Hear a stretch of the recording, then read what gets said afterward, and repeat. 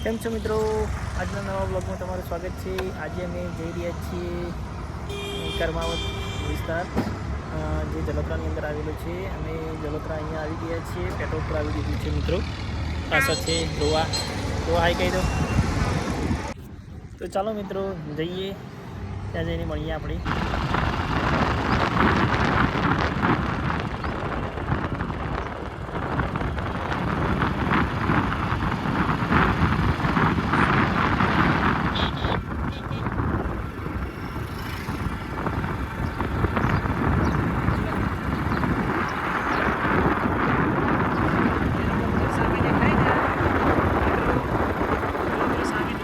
ગુરુનો વખરો કહેવાય છે.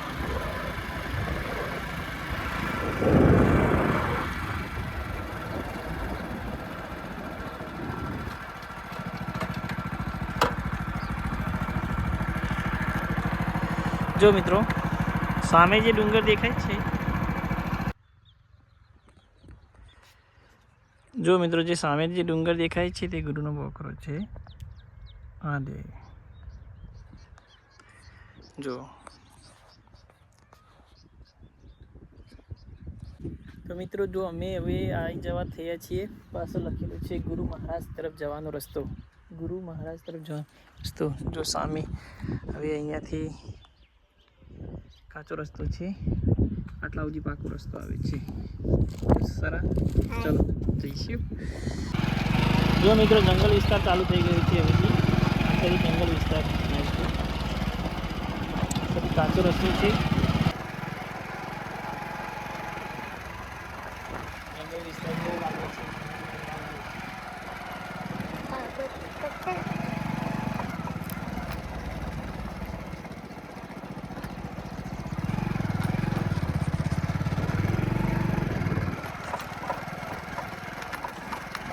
મિત્રો જો તમે ચોમાસાની સિઝનમાં આવ્યા હોય તો ચોમાસાની ઋતુ હોય ત્યારે તમે બહુ સુંદર ફળિયામાં એકદમ જોવા મળે છે. ગાડી જોવા મળે છે.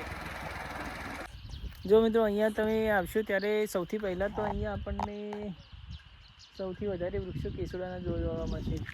કેસુડાના વૃક્ષો જો અહીંયા ઠેર ઠેર જોવા મળશે, જે લાલ કલરના દેખાય છે. જો મિત્રો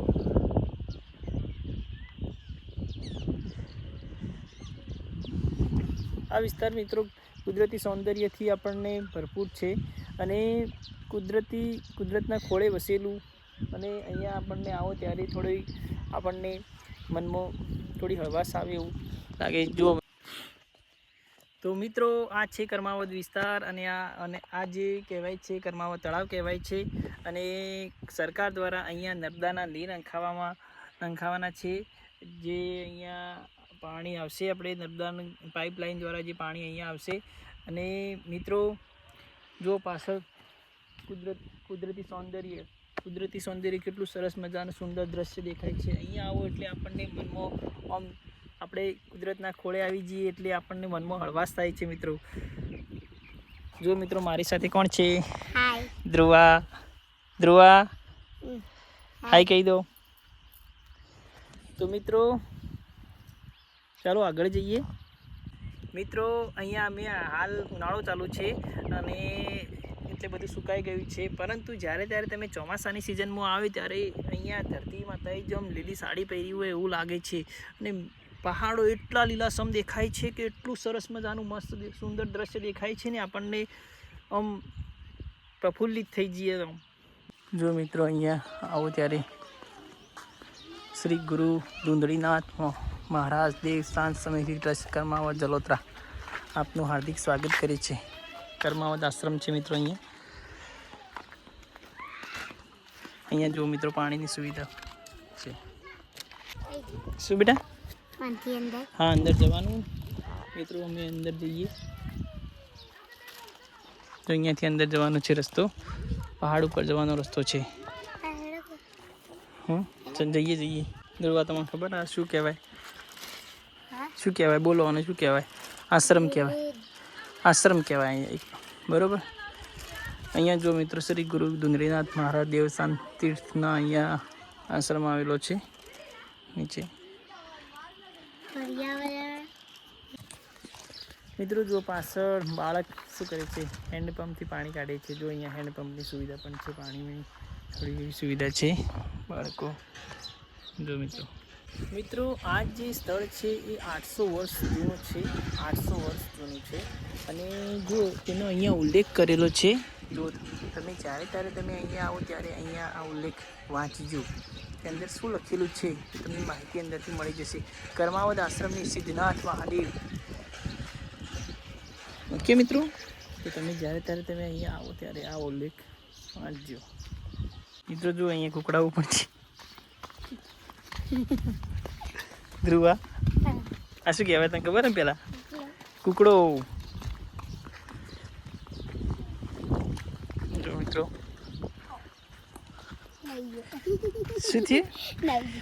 નહીં ગયો એ થયો કે આપણે આગળ ચાલ. મિત્રો અહીંયા અંદર જંગલ વિસ્તારની અંદર થોડું શિવલિંગનું મંદિર છે. અમે ત્યાં જઈએ છીએ. ધ્રુવાન 2 જણા આવ્યા છીએ. જો મિત્રો તમને બતાવીએ, રસ્તો જાય છે શિવલિંગ. તો ચાલો ત્યાં જઈને મળીએ.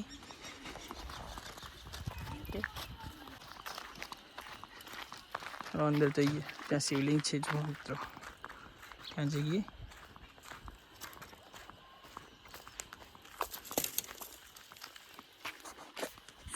મિત્રો અમે આવી ગયા છીએ મહાદેવના દર્શન કરવા માટે. તો અહીંયા તમને બતાવીએ.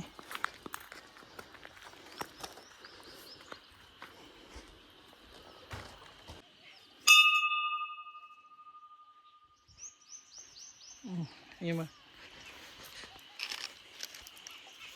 હર હર મહાદેવ.